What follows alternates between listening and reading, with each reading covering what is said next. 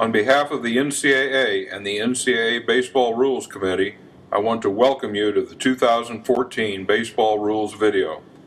This video should be of benefit to coaches, student athletes, umpires, and followers of NCAA baseball in providing education and guidance on the baseball playing rules.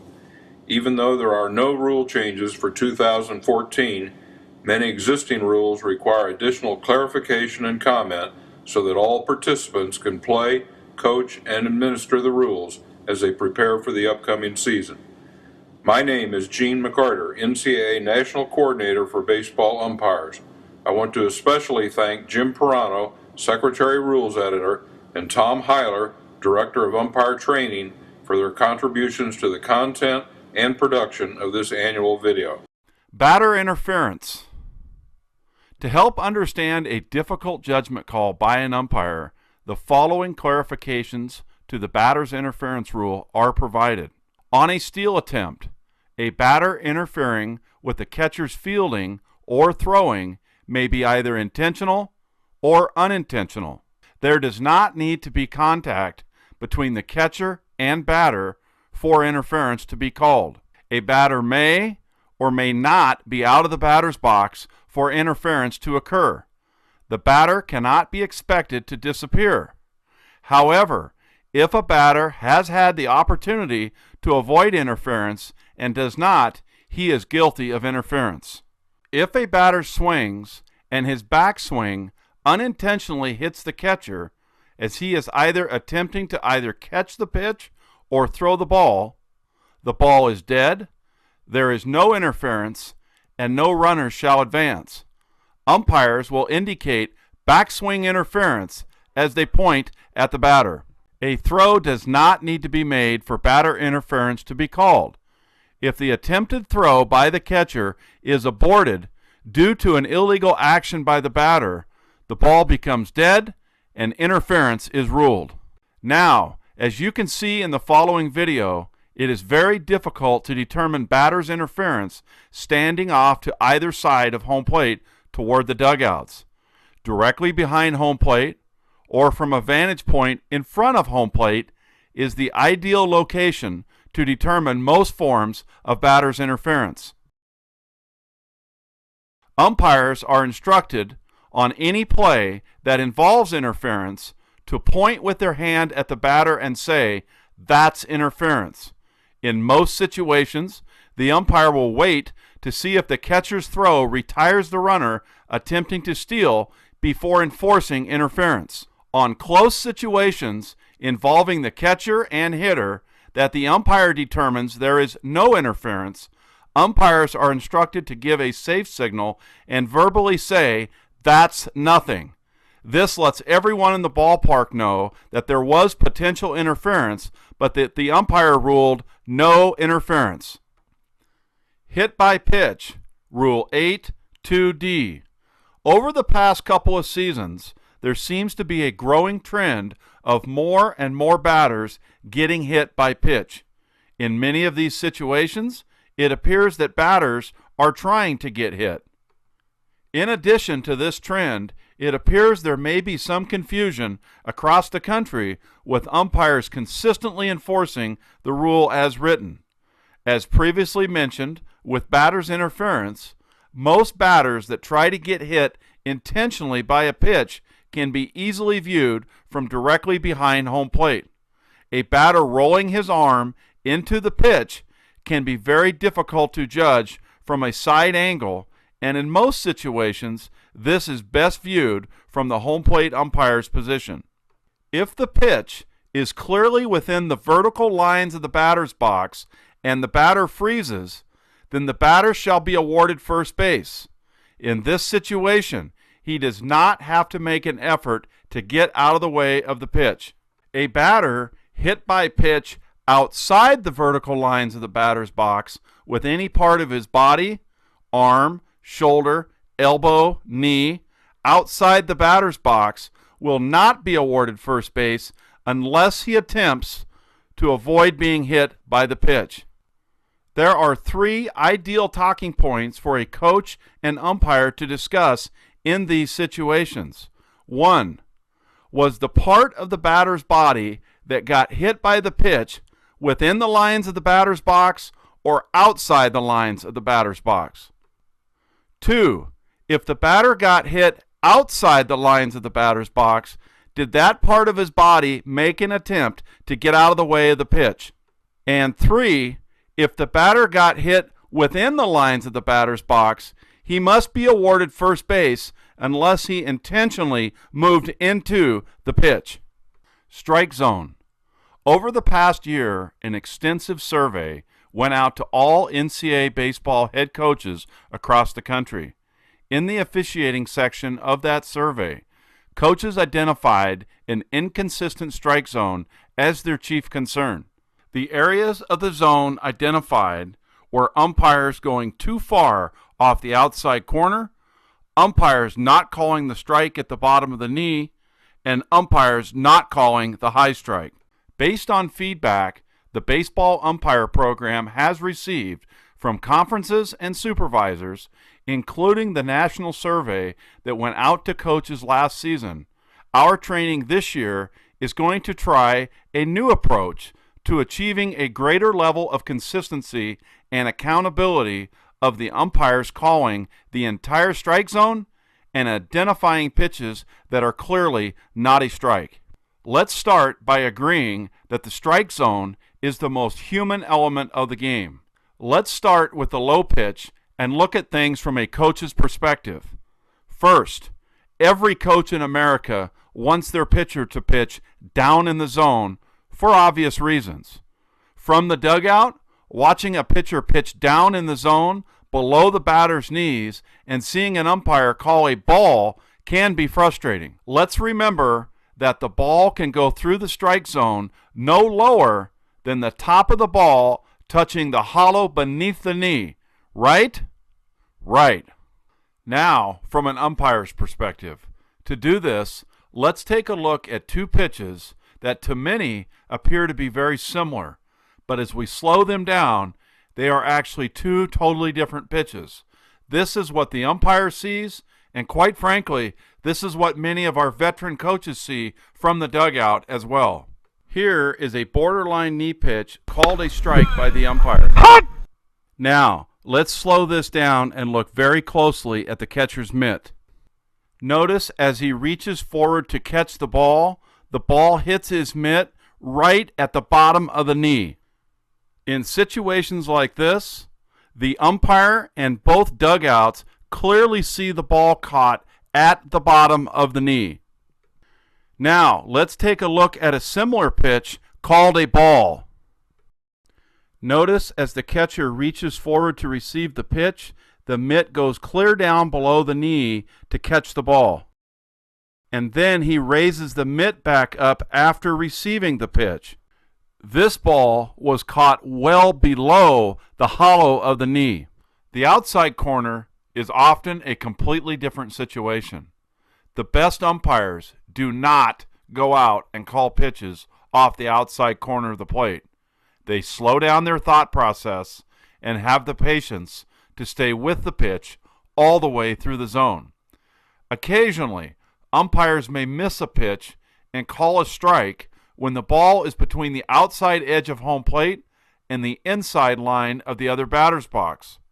It is unacceptable for an NCAA umpire to ever call an outside corner pitch that is over or across the inside line of the batter's box. Here is an outside corner called a strike by the umpire. This is about as far as you can get and have the ball catching the edge of home plate. Here is an example of an umpire going off the outside corner of the plate and calling a pitch in the other batter's box. This is an unacceptable strike by an NCAA umpire.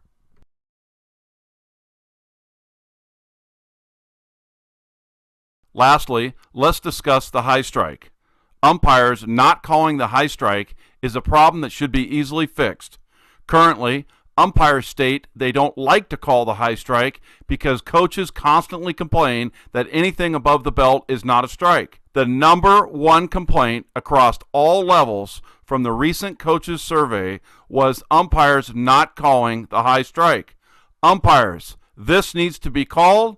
Coaches, don't complain when the pitch is called. During each of our regional NCAA clinics this January, umpires will receive specific instructions and presentations from both the Secretary Rules Editor and conference coordinators on calling the entire strike zone and identifying those pitches that are not a strike.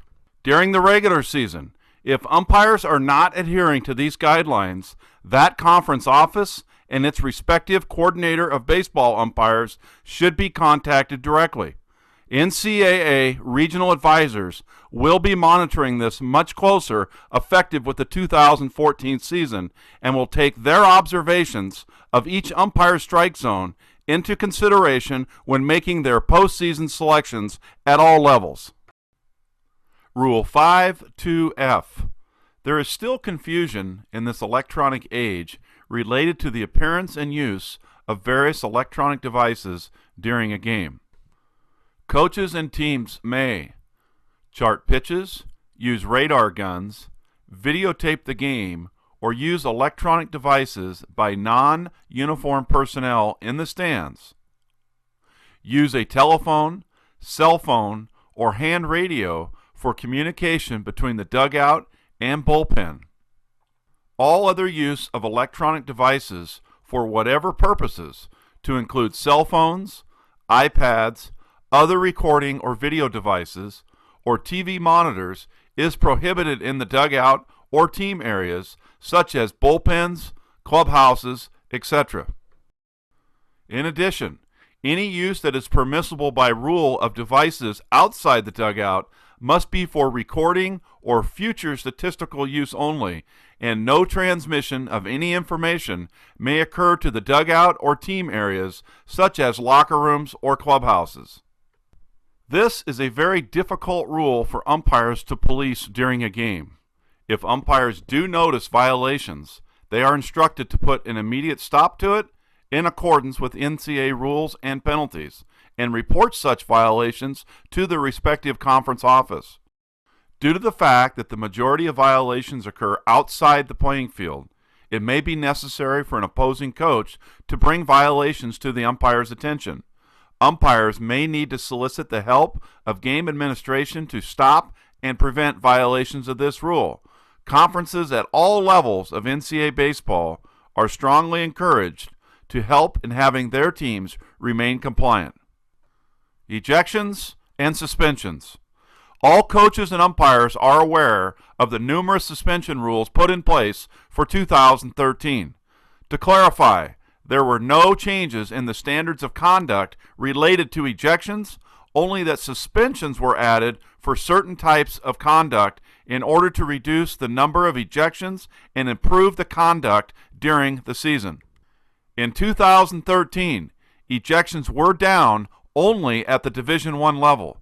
It is hoped that this downward trend will continue for all divisions in 2014. It is also important that conferences at the Division II and Division III level understand that teams, players, and coaches are not immune from the new suspension penalties.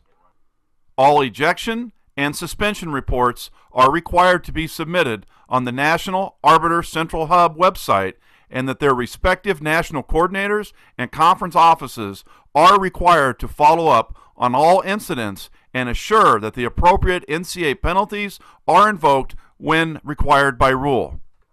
The Rules Committee has identified coach-umpire philosophy as an ongoing point of emphasis for the 2013-2014 season. With that being said, assistant coaches and players need to learn that, by rule, they are not allowed to argue. That ability is reserved for the head coach and the head coach only.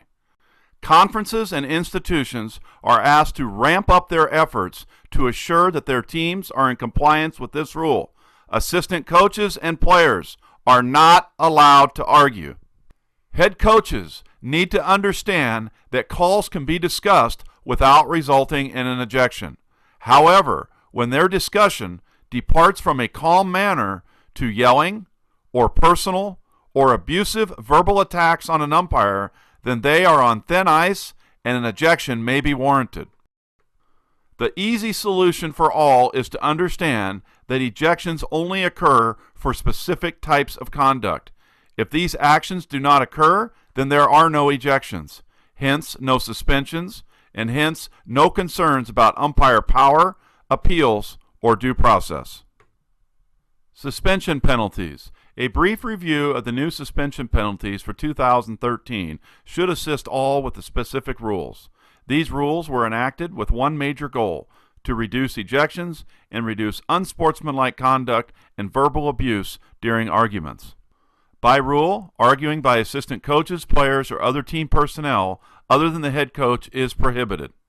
If they are ejected for arguing or disputing an umpire's decision, or are ejected for unsportsmanlike conduct or language toward an umpire, or a post-participation ejection is received, an additional 1-game suspension, 4 games for a pitcher or removed pitcher, is automatic by rule for the first offense. Ejections for other reasons, such as bench jockeying, malicious slide, unsportsmanlike conduct towards another player, etc., are not covered by this rule. Conduct following an ejection is addressed in the current rules. This refers to action or conduct after, not prior to the ejection, and is commonly called prolonged arguing. There is no suspension for prolonged arguing unless an ejection has already occurred, and there is no suspension for prolonged arguing as a result of conduct or actions that occur prior to an ejection. A timely warning after the ejection is usually given before enforcing the suspension penalty. Situations in which a warning may not be given might include throwing of equipment, kicking dirt on the plate, etc. No team personnel may continue to argue or excessively express themselves with actions, offensive language, or verbal abuse after an ejection. This suspension is for an additional 2 games and is added to any other suspensions. This penalty may also apply to ejected personnel for not leaving the field and dugout area in a timely manner after an ejection. The suspension for physical abuse of an umpire is for 4 games for the first offense, added to any other suspensions. This includes any action or threat of physical intimidation or harm, to include pushing, bumping, billing with a hat, shoving, contacting, kicking dirt on an umpire, spitting, spraying, throwing at or an attempt to make physical contact. Coaches are responsible for their position on the field and to ensure no contact with an umpire is created. Finally, the rules for staying out of sight and sound for any ejected personnel has been in place for many years. This rule is very specific. If ejected personnel are in a location inside or outside the stadium or field when they can view the contest, they are in violation of this rule. If they are in a location where they can communicate with their team or could be heard or seen by umpires, they are in violation of this rule. It is up to the ejected person to see that these requirements are met, or there is an additional 3-game suspension added to any other suspensions. Getting the call right, Appendix E. Coaches and some umpires need a better understanding of the provisions of Appendix E of the rulebook. Getting the call right. While the philosophy of this appendix is that all should strive to get every call correct, there are in reality some practical and application limits and restrictions as to when these conferences can take place and when they cannot. Many coaches mistakenly believe that a conference on a call should always take place when they request it. However, the appendix and umpire mechanics and instructions many times do not allow for such a conference. In many cases, the umpire is not being arrogant or unapproachable when he denies a conference. He is just following the instructions of the rule. Umpires should not be having a conference if they are 100% confident in their view and judgment of the play. Force plays when the ball is not dropped and the foot is not pulled. In addition, many plays and calls that happened around home plate, unless the plate umpire is blocked from view, need to be owned by the plate umpire. Does anyone really think that a base umpire over 100 feet away can have a better look on plays, such as if a pitch hit a batter or not, if a pitch hit a batter or was a foul ball, or if a pitch hit the bat for a foul ball? In fact, if a play is a potential foul ball and a base umpire is 100% confident of that, he will indicate foul ball immediately before any conference even takes place. If there is no call in these situations, a conference has already occurred by the lack of a call by the base umpire, as he must not be 100% confident to overturn the call. If there is a question as to whether a foul tip is dropped or trapped by the catcher, a base umpire who is 100% certain can notify the plate umpire of his additional knowledge. If he does not do so, then there is no additional information to be gained by a conference. Additionally, some calls cannot be reversed due to issues with a change in the call, specifically a catch-no-catch situation. In some of these cases, a conference is not necessary, as the call cannot be overturned due to the necessary placement of base runners. The bottom line is that everyone, including umpires, should strive for the correct call in as many situations as possible. When umpire conferences can assist in this process, they should be held except for situations such as mentioned previously. In these cases, umpires who do not hold a conference are merely following procedures outlined in Appendix E, or a conference has already been held as indicated by the lack of input by the base umpires, or a conference will serve no purpose as it is a call that cannot be changed. In these cases, umpires acting properly are merely following the rules and are not being unresponsive. This concludes our discussion of rule clarifications for 2014. All should study and review the 2013-2014 NCAA Baseball Rulebook for complete information on these or any rule. We welcome any comments or suggestions to make future videos as beneficial as possible. I hope the 2014 NCAA baseball season is a great one for all. Thank you.